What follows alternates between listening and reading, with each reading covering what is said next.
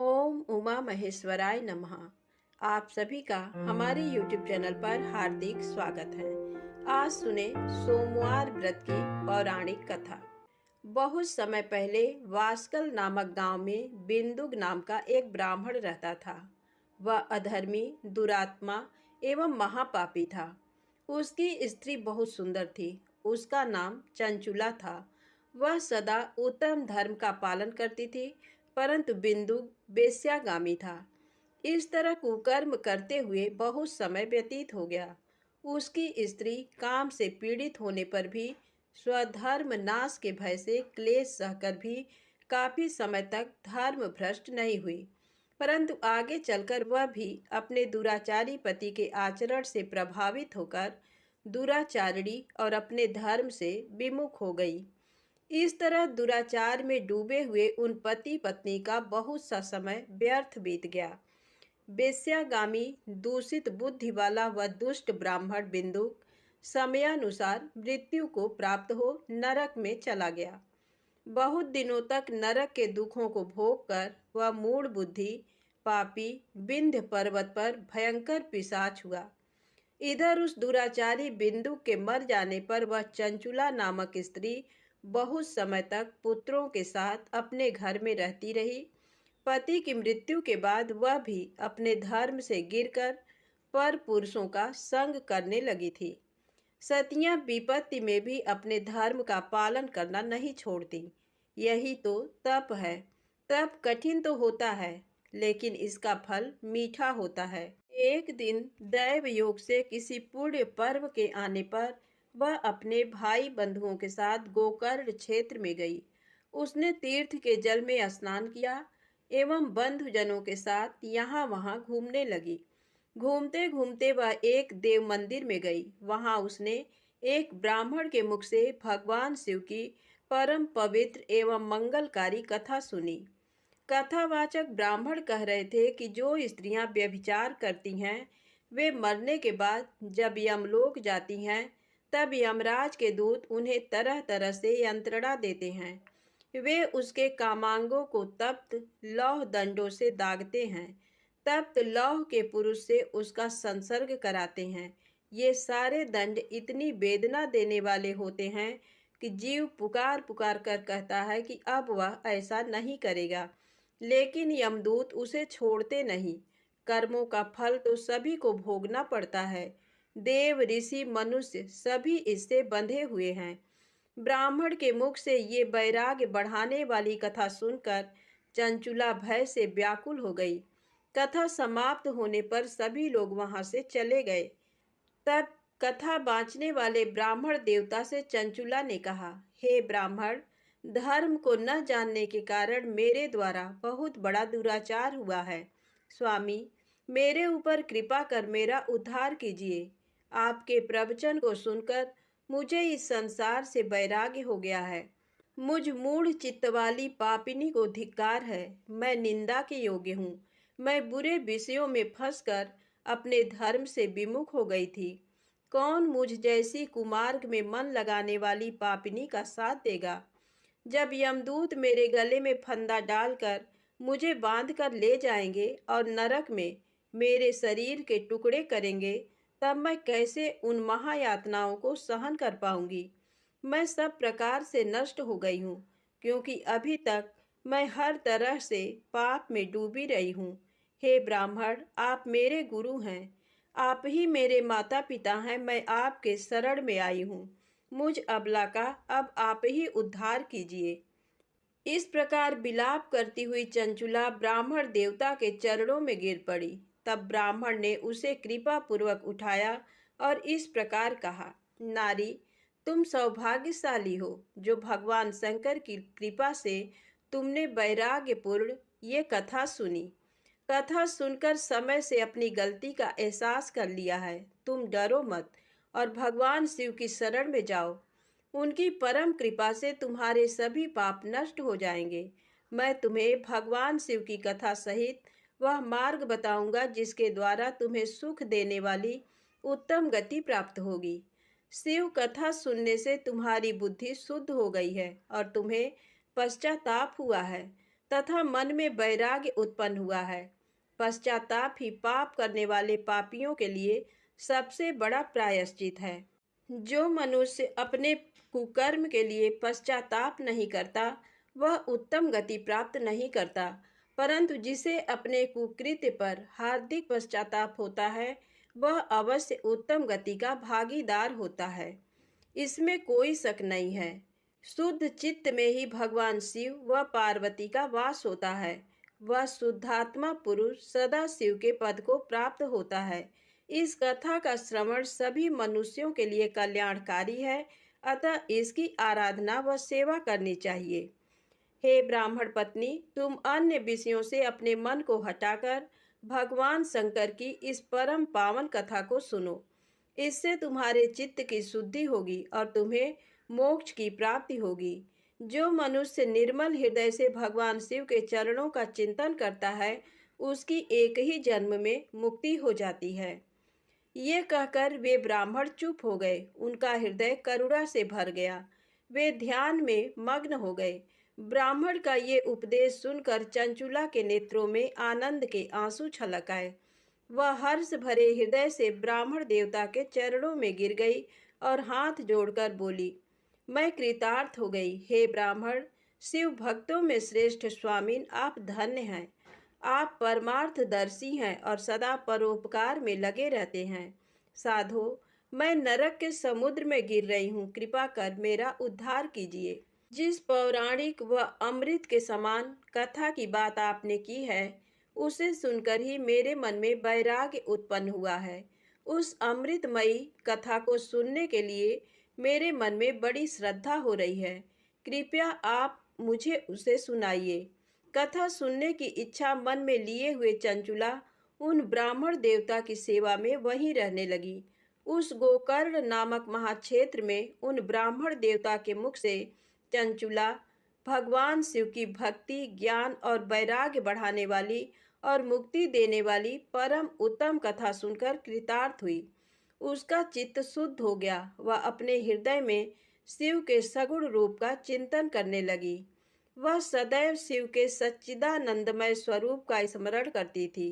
तत्पश्चात अपना समय पूर्ण होने पर चंचुला ने बिना किसी कष्ट के अपना शरीर त्याग दिया। उसे लेने के लिए एक दिव्य विमान वहां पहुंचा। ये विमान शोभा साधनों से सजा था एवं शिवगणों से सुशोभित था। चंचुला विमान से शिवपुरी पहुंची। उसके सारे पाप धुल गए। वह दिव्यांगना हो गई। वह गौरांगी देवी मस्तक पर अर्धचंद्र का मुकुट व अन्य दिव्य आभूषण पहने शिवपुरी में पहुंची।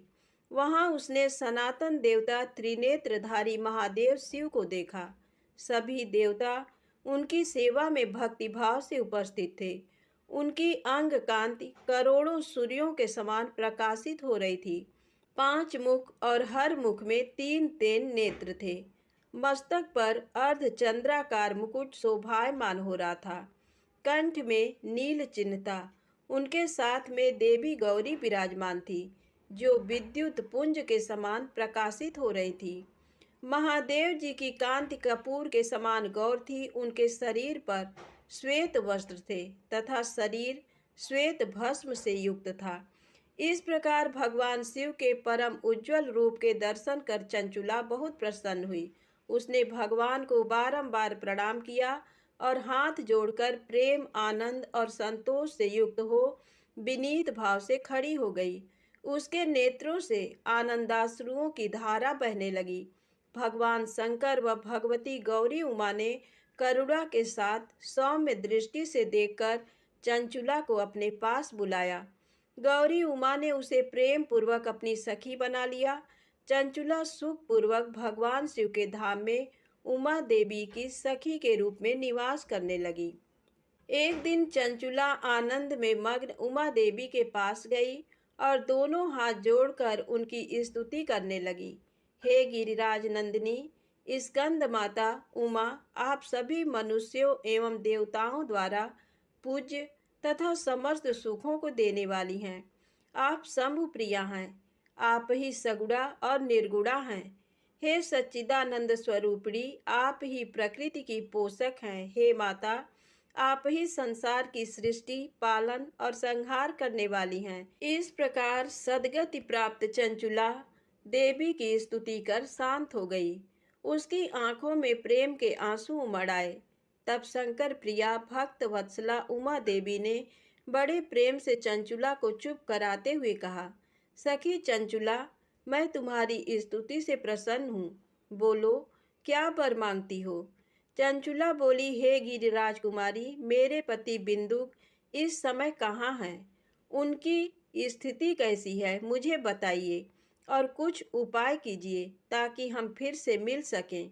हे महादेवी, मेरे पति एक शूद्र जाति वेश्या के प्रति आसक्त थे और पाप में ही डूबे रहते थे। गिरिजा बोली, बेटी, तुम्हारा पति बिंदुक बड़ा पापी था, उसका अंत बड़ा भयानक हुआ। वेश्या का उपभोग करने के कारण वह मूर्ख नरक में अनेक वर्षों तक अनेक प्रकार के दुख भोग कर अब शेष पाप को भोगने के लिए विंध्य पर्वत पर पिशाच की योनि में रह रहा है। वह दुष्ट वहीं वायु पीकर रहता है और सब प्रकार के कष्ट सहता है। गौरी देवी की ये बात सुनकर चंचुला अत्यंत दुखी हो गई। फिर मन को किसी तरह स्थिर करती हुई दुखी हृदय से माँ गौरी से उसने एक बार फिर पूछा, हे महादेवी, मुझ पर कृपा कीजिए और मेरे पापी पति का अब उद्धार कर दीजिए। कृपा करके मुझे वह उपाय बताइए जिससे मेरे पति को उत्तम गति प्राप्त हो सके। गौरी देवी ने कहा, यदि तुम्हारा पति भगवान शिव की पुण्यमयी उत्तम कथा सुने तो वह इस दुर्गति को पार करके उत्तम गति का भागी हो सकता है।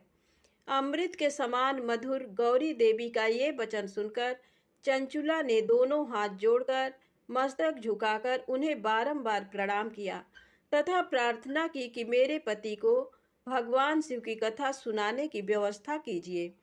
ब्राह्मण पत्नी चंचुला के बार बार प्रार्थना करने पर शिव प्रिया गौरी देवी ने भगवान शिव की महिमा का गान करने वाले गंधर्वराज तुम्बुरु को बुलाकर कहा, तुम्बुरो, तुम्हारी भगवान शिव में प्रीति है। तुम मेरे मन की सभी बातें जानकर मेरे कार्यों को सिद्ध करते हो। तुम मेरी इस सखी के साथ विंध्य पर जाओ, वहाँ एक महाघोर और भयंकर पिशाच रहता है। पूर्व जन्म में वह पिशाच बिंदुक नामक ब्राह्मण मेरी इस सखी चंचुला का पति था। वह वेश्यागामी हो गया था। उसने स्नान, संध्या आदि नित्य कर्म छोड़कर अपवित्र रहने लगा। क्रोध के कारण उसकी बुद्धि भ्रष्ट हो गई। दुर्जनों से उसकी मित्रता तथा सज्जनों से द्वेष बढ़ गया था। वह अस्त्र शस्त्र से हिंसा करता, लोगों को सताता और उनके घरों में आग लगा देता था। चांडालों से दोस्ती करता, वह रोज वेश्या के पास जाता था। पत्नी को त्याग कर दुष्ट लोगों से दोस्ती कर उन्हीं के संपर्क में रहता था। वह मृत्यु तक दुराचार में फंसा रहा। मृत्यु के बाद उसे पापियों के भोग स्थान यमपुर ले जाया गया। वहाँ घोर नरकों को सहकर इस समय वह विंध्य पर पिशाच बनकर रह रहा है और पापों का फल भोग रहा है। तुम उसके सामने परम पुण्यमयी पापों का नाश करने वाली भगवान शिव की दिव्य कथा का प्रवचन करो।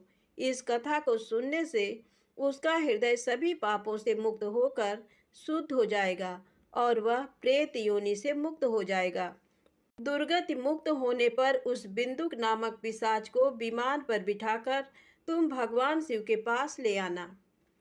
माँ उमा का आदेश पाकर गंधर्वराज तुम्बरो प्रसन्नता पूर्वक अपने भाग्य की सराहना करते हुए चंचुला को साथ लेकर विमान से पिशाच के निवास स्थान विंध्य पर्वत पर गया।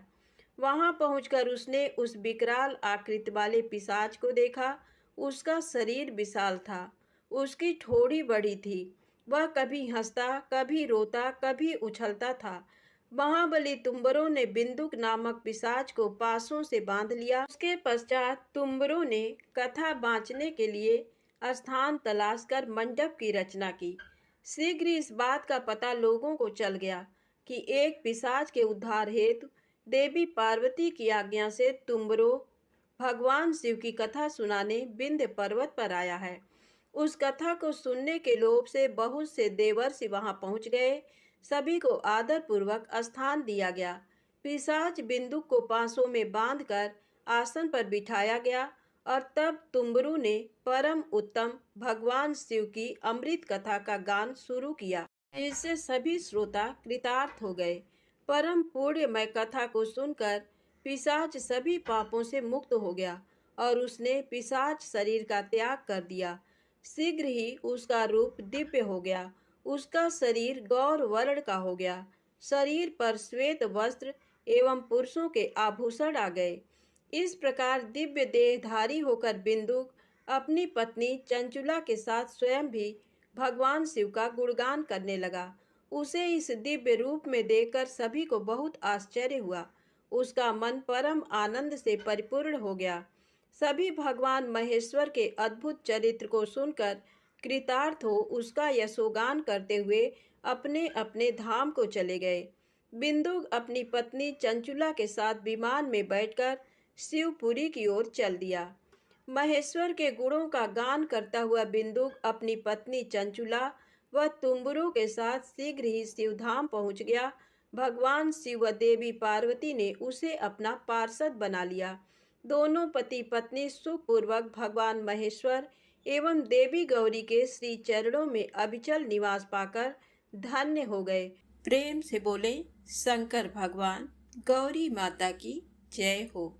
अब आइए सुने मनोकामना पूर्ण करने वाली सोमवार व्रत की अगली पौराणिक कथा। एक समय की बात है, किसी नगर में एक साहूकार रहता था। उसके घर में धन की कोई कमी नहीं थी, लेकिन उसकी कोई संतान नहीं थी। इस कारण वह बहुत दुखी था। पुत्र प्राप्ति के लिए वह प्रत्येक सोमवार व्रत रखता था और पूरी श्रद्धा के साथ शिव मंदिर जाकर भगवान शिव और पार्वती जी की पूजा करता था। उसकी भक्ति देखकर एक दिन माँ पार्वती प्रसन्न हो गई और भगवान शिव से उस साहूकार की मनोकामना पूर्ण करने का आग्रह किया। पार्वती जी की इच्छा सुनकर भगवान शिव ने कहा कि हे पार्वती, इस संसार में हर प्राणी को उसके कर्मों का फल मिलता है और जिसके भाग्य में जो हो उसे भोगना ही पड़ता है। लेकिन पार्वती जी ने साहूकार की भक्ति का मान रखने के लिए उसकी मनोकामना पूर्ण करने की इच्छा जताई। माता पार्वती के आग्रह पर शिव जी ने साहूकार को पुत्र प्राप्ति का वरदान तो दिया, लेकिन साथ ही ये भी कहा कि उसके बालक की आयु केवल 12 वर्ष होगी। माता पार्वती और भगवान शिव की बातचीत को साहूकार सुन रहा था। उसे ना तो इस बात की खुशी थी और ना ही दुख। वह पहले की भांति शिव जी की पूजा करता रहा। कुछ समय के बाद साहूकार के घर एक पुत्र का जन्म हुआ। जब वो बालक 11 वर्ष का हुआ तो उसे पढ़ने के लिए काशी भेज दिया गया। साहूकार ने पुत्र के मामा को बुलाकर उसे बहुत सारा धन दिया और कहा कि तुम इस बालक को काशी विद्या प्राप्ति के लिए ले जाओ और मार्ग में यज्ञ कराना। जहाँ भी यज्ञ कराओ वहाँ ब्राह्मणों को भोजन कराते और दक्षिणा देते हुए जाना। दोनों मामा भांजे इसी तरह यज्ञ कराते और ब्राह्मणों को दान दक्षिणा देते काशी की ओर चल पड़े। रात में एक नगर पड़ा जहाँ नगर के राजा की कन्या का विवाह था, लेकिन जिस राजकुमार से उसका विवाह होने वाला था वह एक आंख से काना था। राजकुमार के पिता ने अपने पुत्र के काना होने की बात को छुपाने के लिए एक चाल सोची। साहूकार के पुत्र को देखकर उसके मन में एक विचार आया। उसने सोचा क्यों न इस लड़के को दूल्हा बनाकर राजकुमारी से विवाह करा दूं। विवाह के बाद इसको धन देकर विदा कर दूंगा और राजकुमारी को अपने नगर ले जाऊंगा। लड़के को दूल्हे के वस्त्र पहनाकर राजकुमारी से विवाह कर दिया गया। लेकिन साहूकार का पुत्र ईमानदार था। उसे ये बात न्याय संगत नहीं लगी। उसने अवसर पाकर राजकुमारी के चुन्नी के पल्ले पर लिखा कि तुम्हारा विवाह तो मेरे साथ हुआ है, लेकिन जिस राजकुमार के संग तुम्हें भेजा जाएगा वह एक आंख से काना है। मैं तो काशी पढ़ने जा रहा हूँ। जब राजकुमारी ने चुन्नी पर लिखी बातें पढ़ी तो उसने अपने माता पिता को ये बात बताई। राजा ने अपनी पुत्री को विदा नहीं किया, जिससे बारात वापस चली गई। दूसरी ओर साहूकार का लड़का और उसका मामा काशी पहुंचे और वहां जाकर उन्होंने यज्ञ किया। जिस दिन लड़के की आयु 12 साल की हुई, उसी दिन यज्ञ रखा गया। लड़के ने अपने मामा से कहा कि मेरी तबीयत कुछ ठीक नहीं है। मामा ने कहा कि तुम अंदर जाकर सो जाओ। शिव जी के वरदान के अनुसार कुछ ही देर में उस बालक के प्राण निकल गए। मृत भांजे को देख उसके मामा ने विलाप शुरू किया। संयोगवश उसी समय शिव जी और माता पार्वती उधर से जा रहे थे। पार्वती ने भगवान से कहा, स्वामी, मुझे इसके रोने के स्वर सहन नहीं हो रहा है। आप इस व्यक्ति के कष्ट को अवश्य दूर करें। जब शिव जी मृत बालक के समीप गए तो वह बोले कि ये उसी साहूकार का पुत्र है जिसे मैंने 12 वर्ष की आयु का वरदान दिया। अब इसकी आयु पूरी हो चुकी है। लेकिन मातृभाव से विभोर माता पार्वती ने कहा कि हे महादेव, आप इस बालक को और आयु देने की कृपा करें, अन्यथा इसके वियोग में इसके माता पिता भी तड़प तड़प कर मर जाएंगे। माता पार्वती के आग्रह पर भगवान शिव ने उस लड़के को जीवित होने का वरदान दिया। शिव जी की कृपा से वह लड़का जीवित हो गया। शिक्षा समाप्त करके लड़का मामा के साथ अपने नगर की ओर चल दिया। दोनों चलते हुए उसी नगर में पहुंचे जहां उसका विवाह हुआ था। उस नगर में भी उन्होंने यज्ञ का आयोजन किया। उस लड़के के ससुर ने उसे पहचान लिया और महल में ले जाकर उसकी खातिरदारी की और अपनी पुत्री को विदा किया। इधर साहूकार और उसकी पत्नी भूखे प्यासे रहकर बेटे की प्रतीक्षा कर रहे थे। उन्होंने प्रण कर रखा था कि यदि उन्हें अपने बेटे की मृत्यु का समाचार मिला तो वह भी प्राण त्याग देंगे। परंतु अपने बेटे के जीवित होने का समाचार पाकर वह बेहद प्रसन्न हुए। उसी रात भगवान शिव ने व्यापारी के स्वप्न में आकर कहा, हे श्रेष्ठी, मैंने तेरे सोमवार के व्रत करने और व्रत कथा सुनने से प्रसन्न होकर तेरे पुत्र को लंबी आयु प्रदान की है। इसी प्रकार जो कोई सोमवार व्रत करता है या कथा सुनता और पढ़ता है, उसके सभी दुख दूर होते हैं और समस्त मनोकामनाएं पूर्ण होती हैं। प्रेम से बोले शंकर भगवान की जय हो। अब आइए सुने भगवान शिव की दूसरी कथा, बैजू के भोले बाबा बैजनाथ। बैजू निहायत ही सीधा और सरल इंसान सवेरे शाम जानवर चराता और बाकी का समय मंदिर की साफ सफाई में। एक बार पुजारी बाबा 2 महीने के लिए तीर्थ पे जा रहे थे। बैजू को बुलाया और कहा, बैजू, मंदिर की सारी जिम्मेदारी तुम्हारे ऊपर है और एक बार भोलेनाथ को भोग लगाए बिना खुद भोजन मत ग्रहण करना। बैजू दूसरे दिन नहा धो के जैसे तैसे बन पड़ा। भोजन तैयार कर भोलेनाथ के सामने थाली लेके हाजिर। बाबा, भोजन कर लो। बाबा टस से मस नहीं। सवेरे से शाम हो गई, ना बाबा ने भोजन ग्रहण किया और ना ही बैजू ने। 2-3 दिन यही सिलसिला चला। चौथे दिन बैजू का धीरज टूट गया। पास पड़ी लाठी उठाई और जकड़ दिया शिवलिंग पे। तत्काल भोलेनाथ हाजिर, पीठ मलते हुए। बोलो बैजू, क्या बात है? बैजू बोला, 4 दिन से तुम्हारे चक्कर में बिना कुछ खाए पिए गुहार लगाए रहे हैं, सुनाई नहीं पड़ा और लाठी जकड़ा नहीं के हाजिर। चलो भोजन करो तो हमहू कुछ खाई। बेचारे भोलेनाथ पीठ मलते चुपचाप आनंद के अतिरेक में डूबे, कच्चा पक्का जैसा भी था खाने लगे। अब बैजू बोला, बाबा, बड़ा कस के लगा है, रुको तुम भोजन करो। कहते हुए बैजू अंदर जाके चंदन लेकर आया, भोलेनाथ के पीठ पे लगाने लगा। भोजन के बाद भोलेनाथ चलने लगे तो बैजू बोला, कल शाम से आ जाइयो, ठीक है ना? बाबा ने कहा, हाँ हाँ बैजू, कल टाइम से आ जाएंगे। अगले दिन भोलेनाथ माता पार्वती के साथ विराजमान। बैजू बोला, बाबा, ये कौन है आपके साथ? तब बाबा ने कहा, तुम्हारी अम्मा है, माता अन्नपूर्णा। बैजू ने कहा, आओ आओ अम्मा। तुरंत बेचारा भाग के दरी ले आया, बिछाया, अंदर से 2 थाली में भोजन लेके हाजिर। बाबा ने पूछा, बैजू, तुम्हारे लिए भोजन बचा है ना? बैजू क्या बताता, बोला, हाँ बाबा, चिंता ना करो, बहुत है। आनंद में डूबे अश्रुपूरित नेत्रों से भोजन खत्म किया। तीसरे दिन फिर माता पार्वती के साथ विराजमान, वो भी समय से पहले। बैजू हकबकाया, बाबा आज इतनी जल्दी? माता पार्वती मुस्कुराई, बोली बैजू आज खाना मैं बनाऊंगी। लाख मना करने के बावजूद बैजू की एक ना चली। माता पार्वती ने भोजन तैयार किया और 3 थाली में सजा के ले आई। भोजन शुरू।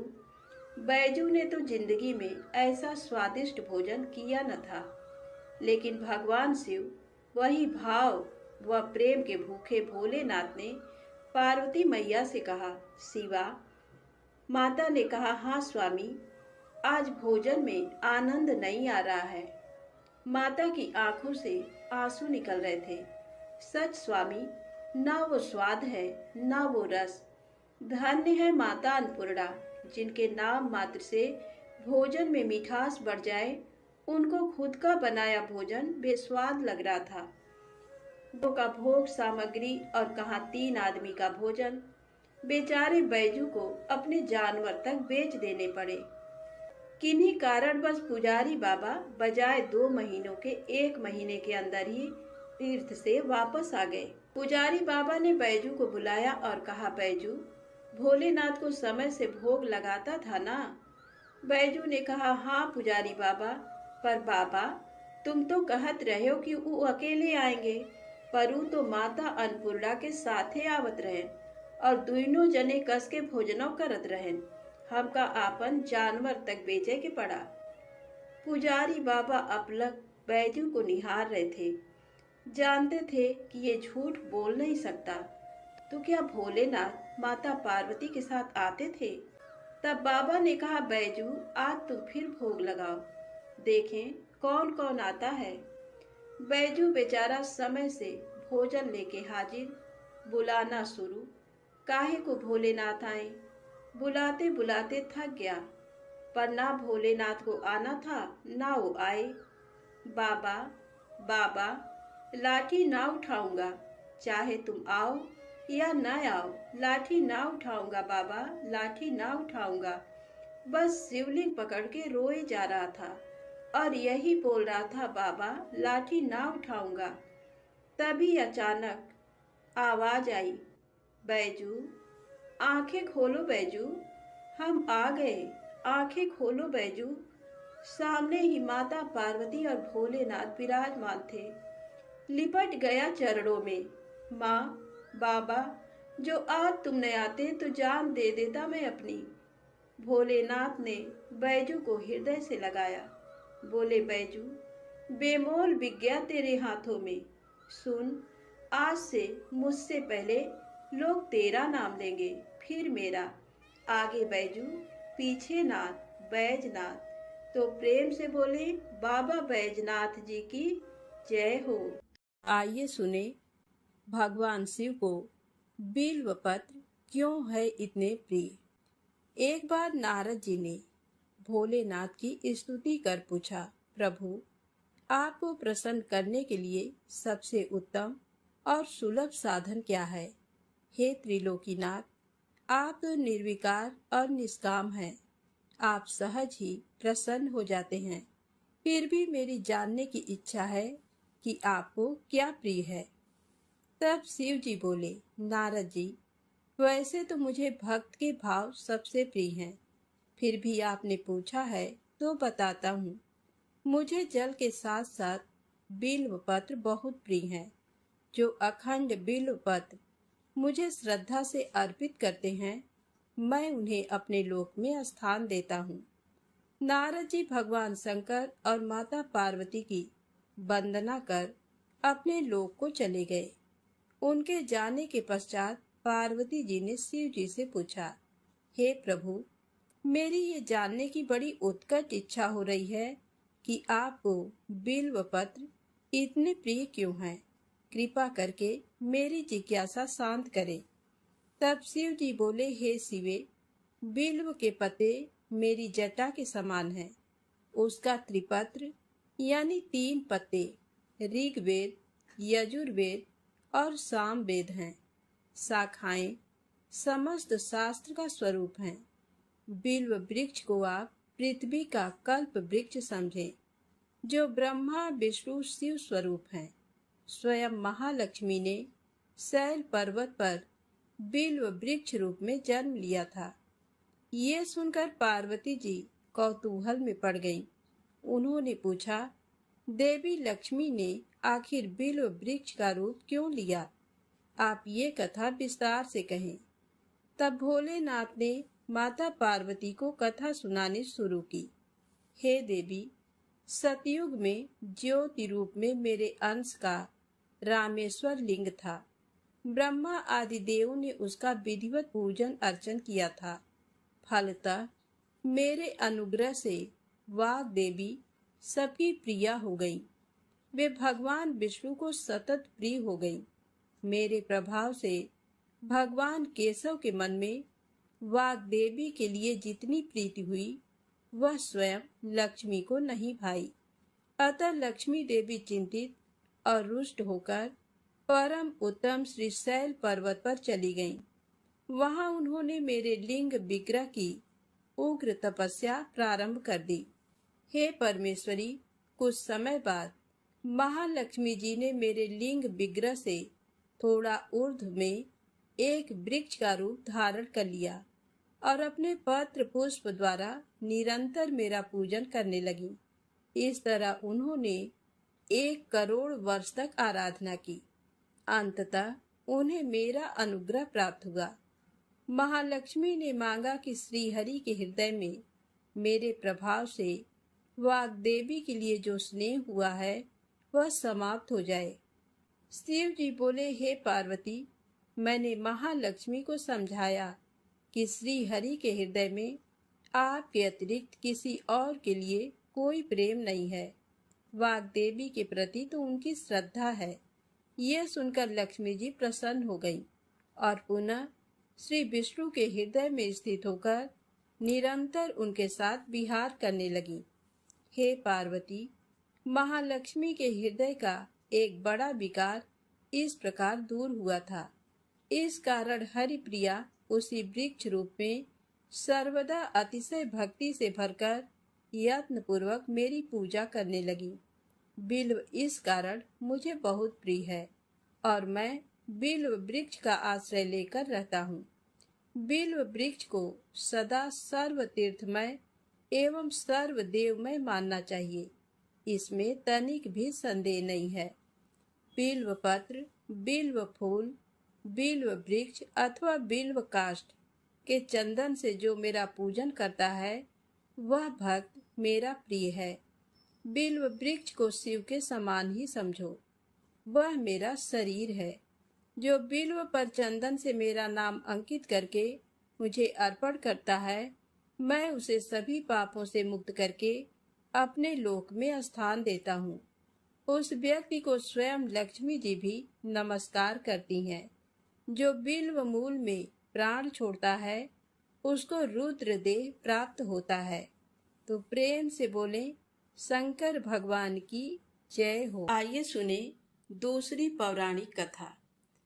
एक समय शिव जी महाराज पार्वती जी के साथ हरिद्वार में घूम रहे थे। पार्वती जी ने देखा कि सहस्त्रों मनुष्य गंगा में नहा नहाकर हर हर गंगे कहते चले जा रहे हैं, परंतु प्रायः सभी दुखी और पाप परायण हैं।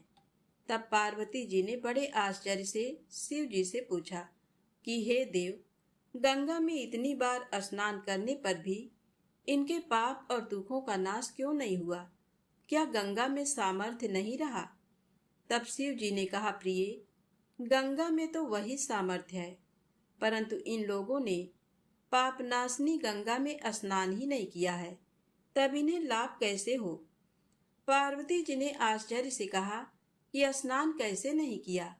सभी तो नहा नहा कर आ रहे हैं, अभी तक इनके शरीर भी नहीं सूखे हैं। तब शिव जी ने कहा, ये केवल जल में डुबकी लगाकर आ रहे हैं, तुम्हें कल इसका रहस्य समझाऊंगा। दूसरे दिन बड़े जोर की बरसात होने लगी। गलियां कीचड़ से भर गईं। एक चौड़े रास्ते में एक गहरा गड्ढा था। चारों ओर कीचड़ भर रहा था। शिव जी ने लीला से ही वृद्ध रूप धारण कर लिया और दीन विवश की तरह गड्ढे में जाकर ऐसे पड़ गए जैसे कोई मनुष्य चलता चलता गड्ढे में गिर पड़ा हो और निकलने की चेष्टा करने पर भी नहीं निकल पा रहा हो। पार्वती जी को उन्होंने ये समझाकर गड्ढे के पास बैठा दिया कि देखो, तुम लोगों को सुना सुनाकर यूं पुकारती रहो कि मेरे वृद्ध पति अकस्मात गड्ढे में गिर पड़े हैं। कोई पुण्यात्मा इन्हें निकालकर इनके प्राण बचाए और मुझ असहाय की सहायता करे। शिव जी ने ये और समझा दिया कि जब कोई गड्ढे से मुझे निकालने को तैयार हो तब इतना और कह देना कि भाई, मेरे पति सर्वथा निष्पाप हैं और इन्हें वही छुए जो स्वयं निष्पाप हो। यदि आप निष्पाप हैं तभी इनको हाथ लगाइए, नहीं तो हाथ लगाते ही आप भस्म हो जाएंगे। पार्वती जी तथास्तु कहकर गड्ढे के किनारे बैठ गई और आने जाने वालों को सुना सुनाकर शिव जी की सिखाई हुई बात कहने लगी। गंगा में नहाकर लोगों के दल आ रहे हैं। सुंदर युवती को यूं बैठी देख कईयों के मन में पाप आया। कई लोग लज्जा से डरे तो कईयों को कुछ धर्म का भय हुआ, कई कानून से डरे। कुछ लोगों ने तो पार्वती जी को ये भी सुना दिया कि मरने दे बुढ़े को, क्यों उसके लिए रोती है। आगे और कुछ दयालु सच्चरित्र पुरुष थे।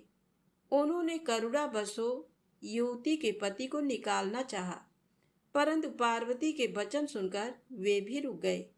उन्होंने सोचा कि हम गंगा में नहाकर आए हैं तो क्या हुआ, पापी तो हैं ही, कहीं होम करते हाथ न जल जाए। बूढ़े को निकालने जाकर इस स्त्री के कथनानुसार हम स्वयं भस्म न हो जाएं।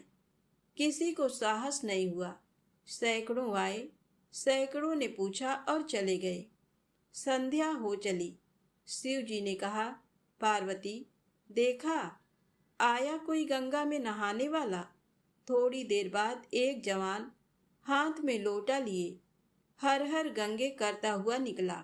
पार्वती जी ने उसे भी वही बात कही। युवक का हृदय करुणा से भर आया। उसने शिव जी को निकालने की तैयारी की। तभी पार्वती जी ने रोक कर कहा कि भाई, यदि तुम सर्वथा निष्पाप नहीं होगे तो मेरे पति को छूते ही जल जाओगे। उसने उसी समय बिना किसी संकोच के दृढ़ निश्चय के साथ पार्वती जी से कहा कि माता, मेरे निष्पाप होने में तुझे संदेह क्यों होता है? देखती नहीं, मैं अभी गंगा नहाकर आया हूँ। भला गंगा में गोता लगाने के बाद भी कभी पाप रहते हैं? तेरे पति को निकालता हूँ। युवक ने लपक कर बूढ़े को ऊपर उठा लिया।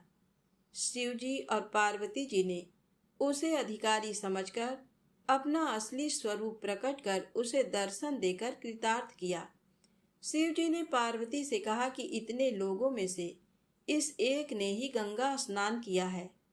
इसी दृष्टांत के अनुसार जो लोग बिना श्रद्धा और विश्वास के केवल दम्भ के लिए गंगा स्नान करते हैं, उन्हें वास्तविक फल नहीं मिलता। परंतु इसका ये मतलब नहीं कि गंगा स्नान व्यर्थ जाता है। विश्वास के साथ किए गए गंगा स्नान का मिलता है वास्तविक फल। शिव जी ने कहा, मैं आपसे भली भांति निश्चित किया हुआ सिद्धांत कहता हूँ। मेरे वचन मिथ्या नहीं है कि जो मनुष्य श्रीहरि का भजन करते हैं वे अत्यंत दुस्तर संसार सागर को सहज ही पार कर जाते हैं। तो प्रेम से बोलें, शंकर भगवान की जय हो, गौरी माता की जय हो।